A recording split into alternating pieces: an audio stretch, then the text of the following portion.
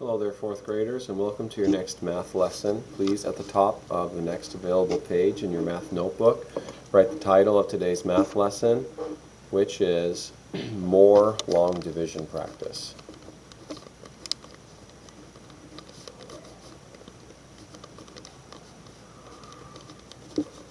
So in today's lesson, whoops, I accidentally wrote problem. More long division practice. I'll just put it right here.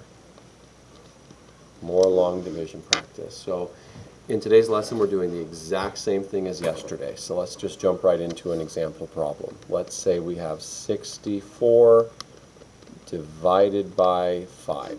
Okay?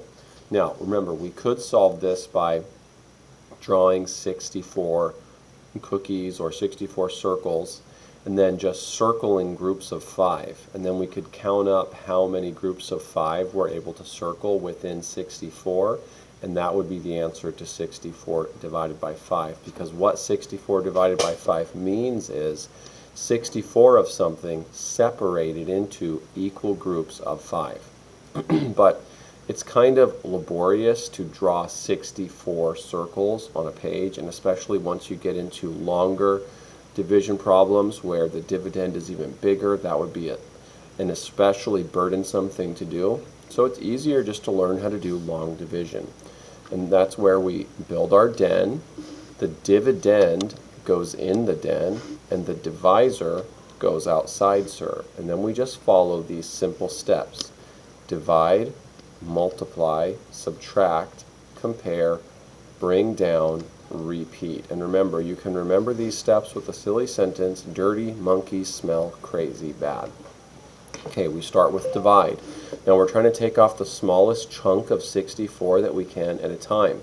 So we ask ourselves, can 5 fit into 6? Since it can, we're going to start by just dividing 5 into 6. And again, the reason why 5 can fit into 6 is because 5 is smaller than 6. So smaller numbers can fit into larger numbers, just like you can fit into your house, because your house is much bigger than you are. But you can't fit into your dollhouse, if you have a dollhouse, because your dollhouse is smaller than you. So smaller numbers can fit into bigger numbers. 6 is bigger than 5, so 5 can fit into 6. Now, how many times can 5 fit into 6?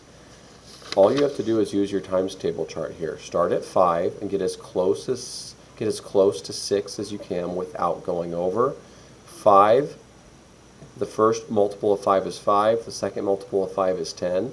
So we can only fit in one time, because the closest multiple of 5 to 6 is 5, and 5 times 1 is 5, so 5 can only fit into 6 one time. So we put a 1 right here. We could also show that like this: 1, 2, 3, 4, 5, 6. How many equal groups of 5 can we get out of 6? Only one equal group of 5 can be taken out of 6.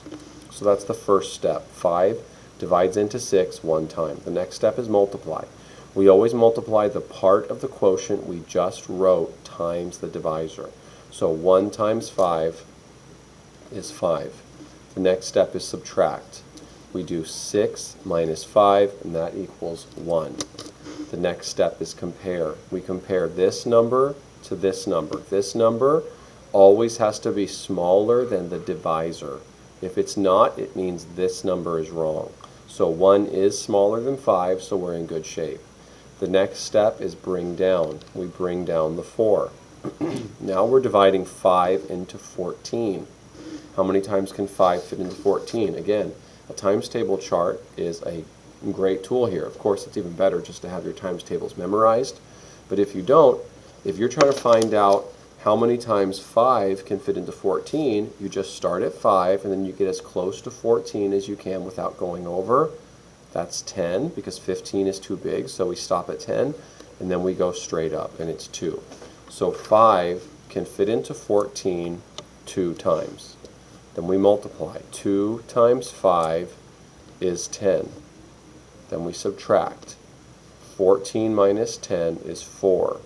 And once there's nothing left in the dividend that you can bring down, that's when you're done. And whatever's left down here, as long as it's smaller than the divisor, that's the remainder. So the answer is 12, remainder 4. Okay, I want you to try one independently now. Go ahead and do 78 divided by 5. You know what? We did 5 last time. So let's do 78 divided by 3. Go ahead and do that independently, and then once you're done, click on this video again. Press pause on the video, solve it independently, and then press play on the video to see if you did it correct. Okay, hopefully you paused the video and you already solved this, and you're watching this now to see if you did it correctly. Remember, we follow our steps. Divide, multiply, subtract, compare, bring down, repeat. Dirty monkeys smell crazy bad. We start with divide. Since 3 can fit into 7, that's what we do first.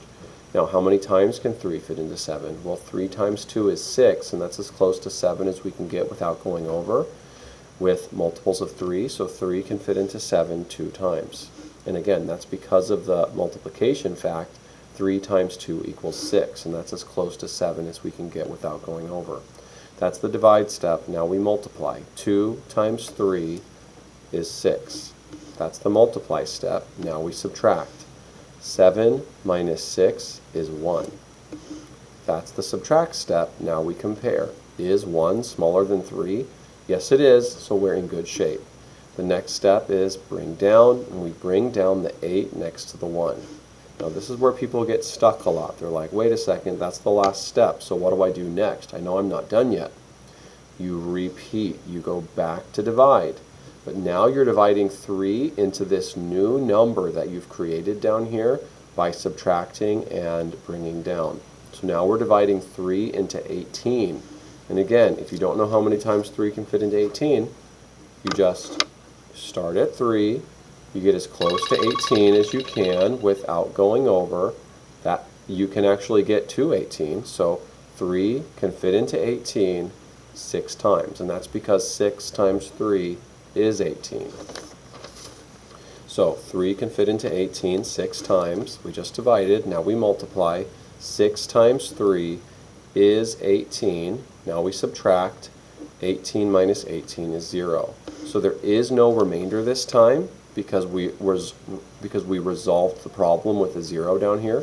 So the answer is just 26. Okay? Go ahead, do your very best on the quiz attached below this video inside of the Math Google Classroom, and I will catch you next time. This is Mr. Dauber, signing off.